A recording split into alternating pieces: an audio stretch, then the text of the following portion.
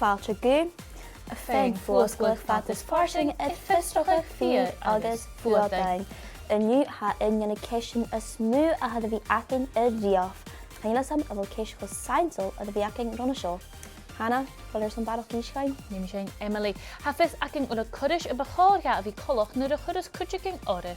Tai, ach, chanir cúis an chosiliad sin nuair a hica go biawichan.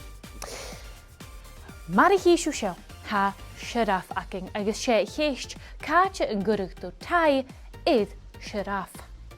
Emily.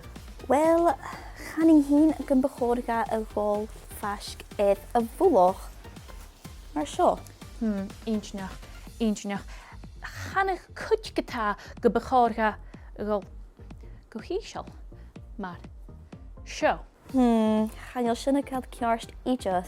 Well, Emily, ha bhí dúine a chud orra tai ag múlach na hawach agus leis sin chur son a bhíh biawichan, Siorafan is son a rud a dhéanú. Well, chanil cad cearst. Mar seo? Torna seár. Ja, mar seo. Chanil sam, biachan gyma caint bajoch. Scríbh gan clánnig.bbc.co.uk ma ha beach gacúise iad cáte bachá tai a gáil iad Sioraf.